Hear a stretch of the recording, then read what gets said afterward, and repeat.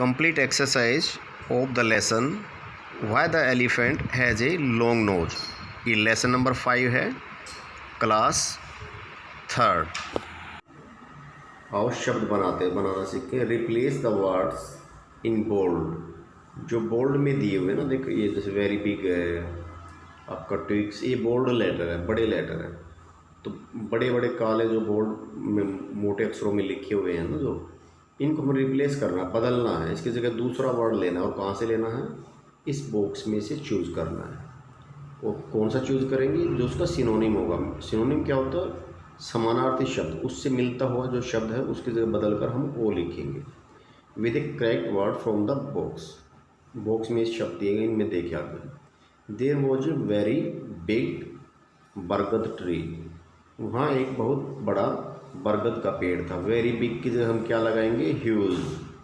कहाँ से लिया? इस बॉक्स से। तो वेरी बिग की जगह हमने रिप्लेस कर दिया ह्यूज, यहाँ से लेकर यहाँ, और फिर सेंटेंस बना दिया। इसी प्रकार से आगे आपने सेंटेंस लिखने हैं। यहाँ पे द बरगद ट्री हैड मैनी स्मॉल, तो यहाँ पे लिखना है आपने।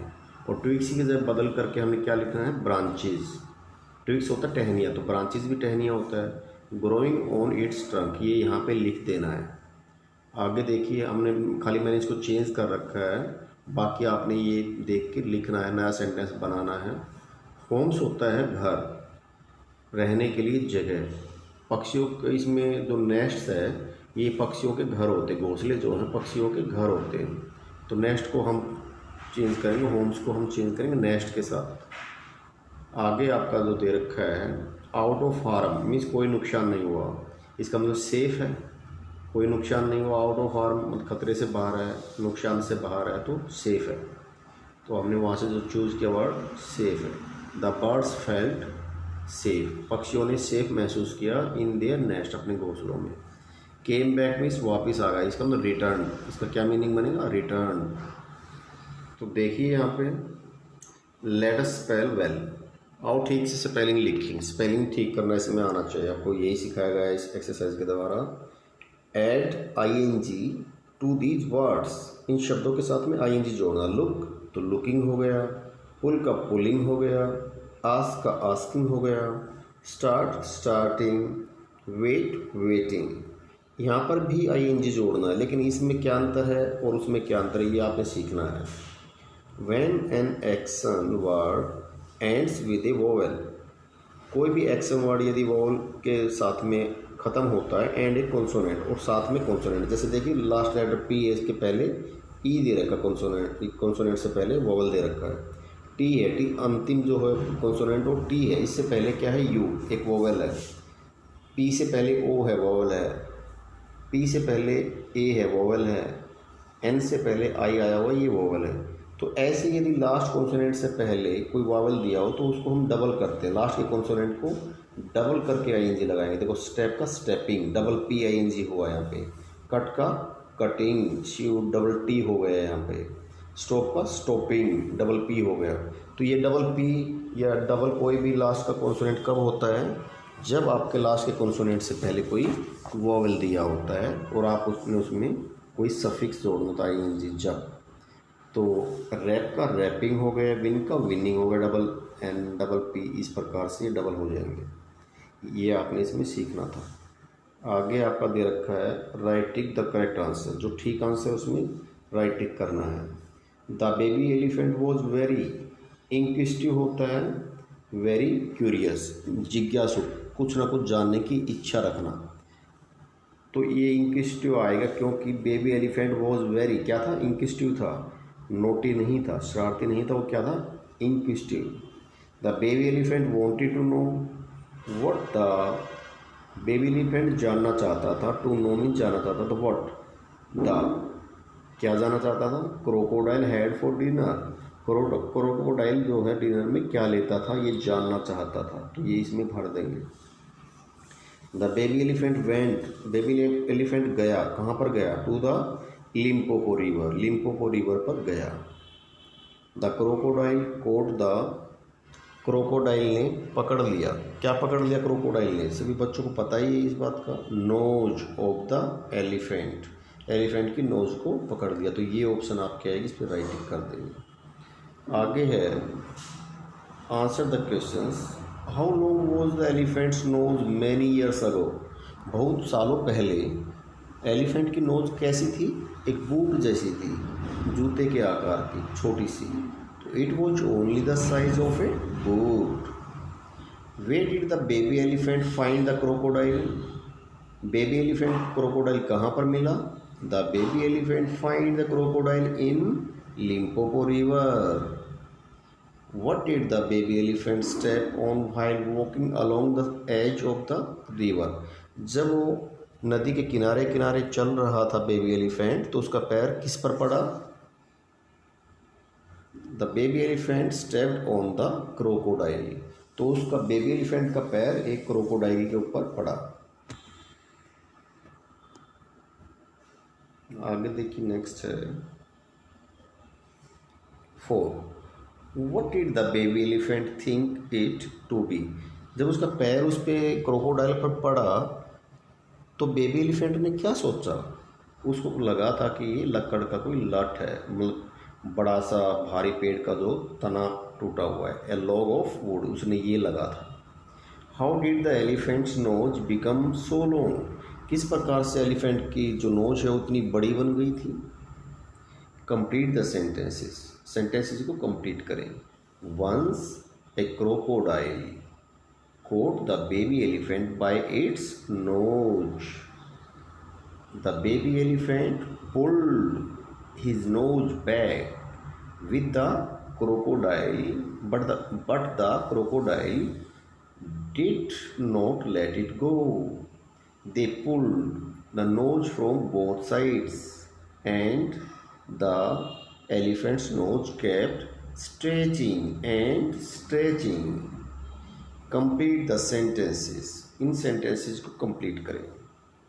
The baby elephant asked the giraffe. Baby elephant ने जिराफ से पूछा, why do you have spots all over your body.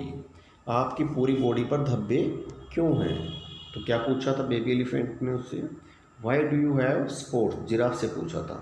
Spots all over your body, ये आपने चैप्टर में से चूज करके लिखना था, तो आपके चैप्टर में ऐसा दिया गया है। एक लाइन खाली छोड़ दी है, उसमें आपने भरना है। चैप्टर में पढ़ेंगे तो उससे भी आप खुद भी इसको कर सकते हैं। ही आस्क्ड द ऑस्ट्रिच, उसने ऑस्ट्रिच से पूछा, व्हाई डू योर, क्या पूछा ऑस्ट्रिच से? Tail feathers grow like this, इस प्रकार से आपके टेल फेदर्स और किस प्रकार से क्यों हैं? ही आस्क्ड द हिप्पो, उसने हिप्पो से क्या पूछा था? Eyes so red, why are your eyes so red, आपकी आंखें इतनी लाल क्यों हैं? ही आस्क्ड द क्रोकोडाइल, उसने क्रोकोडाइल से पूछा, what do you have for dinner, आप डिनर में क्या लेते हो? आगे जो क्वेश्चन दिए गए हैं थिंक एंड आंसर, ये आप खुद करेंगे, सोचेंगे और उनके आंसर देंगे। फिर right tick the correct answer, give reasons for your answer. You may tick any one और बोथ, आप एक पे भी टिक कर सकते हैं, दोनों पे। The baby elephant was clever और फुलिश, ये मूर्ख था जो क्रोकोडाइल के चक्कर में फंस गया था, तो ये फुलिश पे आप टिक करेंगे। बाकी आपकी मर्जी, क्लेवर पे कर रहे हैं तो इस पर कर सकते हैं या दोनों पे भी कर सकते हैं, लेकिन उसके बारे में आप अपनी थिंकिंग बताएंगे, भाई ऐसा आपको क्यों लगा। आगे देखिए, ग्रामर को अंडरस्टैंड करते हैं।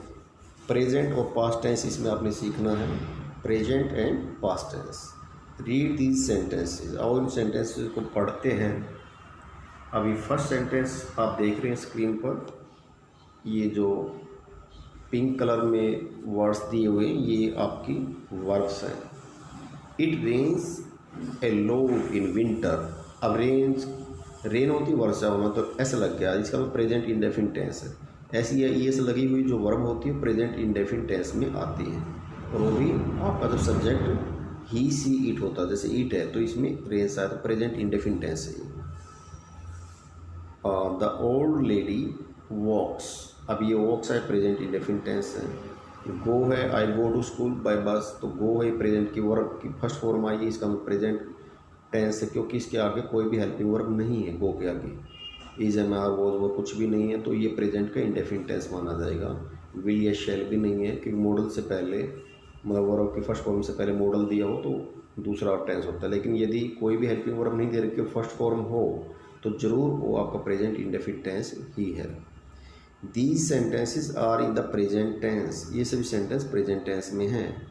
The words rains, walks and go are verb in the present tense. Such verbs tell us about an action that is taking place now. ये सभी टेंस हमें ये बताते हैं प्रेजेंट में ये क्या करते हैं। आगे आपका है read these sentences carefully, in sentences को ध्यान से पढ़ें। King jackal found a watermelon, king jackal को एक वाटरमेलन मिला। तो मिला ये पास्ट की बात हुई क्योंकि वो मिला था उसको। और ये देख रहे हो फाइंड, फाउंड, फाउंड, फाउंड आया है second form of the verb, second form आई है तो ये पास्ट टेंस माना जाएगा। जहाँ प्रेजेंट वर्ब की सेकंड फॉर्म होती है तो उसको हम पास्ट टेंस बोलते हैं। पिक्ड आया है, ही पिक्ड इट अप, उसने इसको ऊपर उठा लिया, पिक पिक्ड पिक्ड, तो ईडी लगा है पिक्ड, इसका मतलब ये सेकंड फॉर्म है, तो सेकंड फॉर्म में तो पास्ट टेंस है। He ate it up, eat ate eaten होता है तो एट आया सेकंड फॉर्म, इसका मतलब ये पास्ट टेंस है। These sentences are in the past tense, ये सेंटेंसेस आपके पास्ट टेंस में हैं। The words found, picked and ate are verbs in the past tense. Such verbs tell us about an action that took place some time ago. जो कुछ समय पहले कोई action हुआ है, कोई काम हुआ है, उसके लिए हम इसे यूज करते हैं। कोई काम थोड़ी देर पहले हुआ था तो उसके लिए।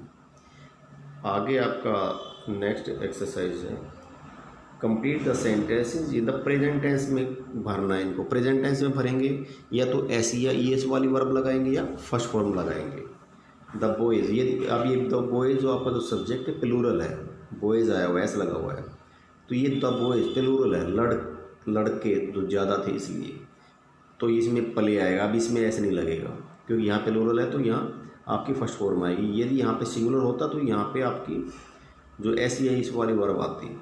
द बॉयज़ प्ले फुटबॉल, लड़के फुटबॉल खेलते हैं। ब्रिंग द बॉल, बॉल लेकर आओ। डोंट स्पीक लाउडली, ऊंचा मत बोलो। द पीकॉक्स, अभी प्लूरल है तो आपके जो हेल्पिंग वर्ब आएगी इसमें वर्ब की फॉर्म वो फर्स्ट फॉर्म आएगी क्योंकि यहाँ प्लूरल आ गया पीकॉक्स। लुक ग्रेसफुली, बड़े भव्य लगते हैं। We live in a village, हम एक गाँव में रहते हैं। वी प्लूरल है तो इसके साथ में वर्ब की फर्स्ट फॉर्म आएगी। आगे है आपका राइट टिक करना the correct verbs in the brackets to form sentence in the past tense में फॉर्म करना है। तो सीधी सी बात हमने सेकंड फॉर्म को टिक करना है। कम फर्स्ट फॉर्म होती है तो केम सेकंड फॉर्म में, तो इस पर टिक करेंगे। आर प्रेजेंट में होता है, वर्ब पास्ट में होता है तो इसको टिक करेंगे। शो फर्स्ट फॉर्म होती है, शोड सेकंड फॉर्म, तो इसको टिक करेंगे। जंप उछलना फर्स्ट फॉर्म होती है तो जंप सेकंड फॉर्म में इसको टिक करेंगे जंप को, क्योंकि पास्ट में भरने हैं ना हमने। तो पिक्ड सेकंड फॉर्म में इसको टिक करेंगे। और रन फर्स्ट होता है, रन रैन रन, तो रन जो है इसकी सेकंड फॉर्म रैन बनेगी, इसको टिक करेंगे, पास्ट टेंस बन जाएंगे। आगे है आपका fill in the blanks with the past tense of the verbs given in the brackets. Bracket में फर्स्ट फॉर्म दे रखी है, हर जगह आपकी जितनी भी ब्रैकेट्स हैं इनमें फर्स्ट फॉर्म दे रखी हैं, तो आपने इनके क्या बनाना है, सेकंड फॉर्म बना के भरनी है। तो जंप का जंप्ड हो जाएगा, एंजॉय का एंजॉयड हो जाएगा, वीप का वेप्ट हो गया, पुल का पुल्ड हो गया, पुश का पुश्ड हो गया, थ्रो का थ्रू हो गया, थ्रो थ्रू थ्रोन होता है तो थ्रू सेकंड फॉर्म आएगी। अब है आगे आपका, देखिए ऊपर, your teacher will describe some objects in the classroom. आपका टीचर क्लासरूम में कुछ ऑब्जेक्ट्स को डिस्क्राइब करेगा, दिखाएगा। लिसन केयरफुली, आप ध्यान से सुने, and gas the thing your teacher is describing, और आप उस चीज़ को आप गैस करें कि आपका टीचर क्या डिस्क्राइब कर रहा है। तो ये क्लासरूम में होता है काम, अभी आप बुक में से कर रहे हैं तो थोड़ा इस पर ध्यान दीजिए। लेट अस स्पीक वेल, आओ अच्छे से बोले। लुक एट द पिक्चर्स, मान लीजिए पिक्चर्स इनको आप देखिए। Now speak 2 sentences on each, प्रत्येक पे आपने 2 सेंटेंसेस बोलने हैं to describe the picture, picture को डिस्क्राइब करते हुए। अभी ये 2 बच्चे थे, क्या करें, हंस रहे हैं ना, तो चिल्ड्रन आर लाफिंग। अब ये बैग लिए हुए, टाई वगैरह लगा रखे, स्कूल ड्रेस, तो ये स्कूल में जा रहे हैं। Children are going to school, इस प्रकार से सेंटेंसेस बनाने हैं पिक्चर को देख के। तो इस पिक्चर को देख के आप बनाएंगे, इस पिक्चर को देख के दो दो सेंटेंस आप बनाएंगे इन पे। ये आपका काम है, आप खुद भी कुछ किया करो, भाई सारा ही मेरे से कराएंगे। तो देखिए आगे, लेट अस राइट, आओ लिखते हैं, ये लिखने का काम है। How do these animals show their feelings, किस प्रकार से ये एनिमल्स अपनी फीलिंग्स को शो करते हैं। Pick up the words from the clouds, ये क्लाउड्स में वर्ड्स दे रखे हैं, इनको उठा के अपने सेंटेंसेस में भरना है। एंड कंप्लीट द सेंटेंसेस, और नीचे जो सेंटेंसेस दिए गए इनको कंप्लीट करना है। When it is about to rain, a peacock, peacock क्या करता है, spreads its feathers and dances, cloud में से ये लेंगे और यहाँ भर देंगे, मीन्स वो अपने पंख फैलाता है और डांस करता है। तो ये बात हमने यहाँ से इसमें लेके यहाँ भर देनी है। हमने यहाँ से पता लगता है पिकॉक क्या करता है, तो हमें ये अच्छा लगा, इसमें ये भरेंगे। आगे, द फ्राइटेंड पोर्क्यूपाइन, जो फ्राइटेंड डरा हुआ पोर्क्यूपाइन जो होता है, कर्ल्स इनटू ए बॉल, उसके जो बाल होते हैं वो कांटे होते हैं, कांटे कांटे होते हैं उस पर, वो इस टाइप का एक माउस होता है, और वो मुड़ करके एक बॉल बन जाता है, गोल हो जाता है। जब उसको डर लगता है कोई आता है उसके नज़दीक, तो उन्हें मुंह को बिल्कुल छुपा लेता है, चारों तरफ कांटे कांटे फैला देता है और एक बॉल की तरह बन जाता है, कर्ल्स इनटू ए बॉल।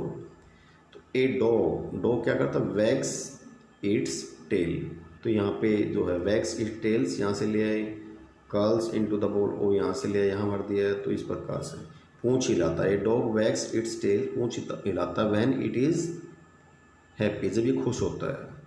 ए कोयल बर्ड सिंग्स, कोयल बर्ड है वो गाती है। When it is about to rain, जब वर्षा होती है। A cat purrs, when it is happy. Values, most children ask many questions, बहुत सारे बच्चे बहुत क्वेश्चन पूछते हैं। दे वॉन्ट टू नो, वे जानना चाहते हैं। About things in the world, संसार में क्या चीज़ें हैं उनके बारे में वो जानना चाहते हैं। अराउंड देम, उनके चारों तरफ क्या है वो जानना चाहते हैं। एंड हाउ दे वर्क, और किस प्रकार से वे काम करते हैं इसके बारे में वो बात करते हैं। We can only learn new things if we ask questions, ये लड़की कह रही है, देखो ये देख रहे हैं, नहीं इसकी तरफ इशारा कर रहे हैं। तो वी कैन ओनली लर्न, हम केवल सीख सकते हैं, न्यू थिंग्स, नई चीज़ें, इफ़ वी आस्क क्वेश्चंस, जब हम प्रश्न पूछें तो हम नई नई चीज़ें सीख सकते हैं। तो जो भी बच्चों को कुछ समझ में ना आए तो पूछ लेना चाहिए, तभी नई चीज़ सीख पाएंगे। A good way to learn new things, a good way, एक अच्छा रास्ता, एक अच्छा तरीका, टू लर्न न्यू थिंग्स, नई चीज़ें सीखने का, इज़ टू रीड बुक्स, पुस्तकें पढ़ना है। पुस्तकें पढ़ना जो है ये बहुत ही अच्छा तरीका है सीखने के लिए, नई चीज़ें सीखने के लिए। ये बात ये लड़का कह रहा है।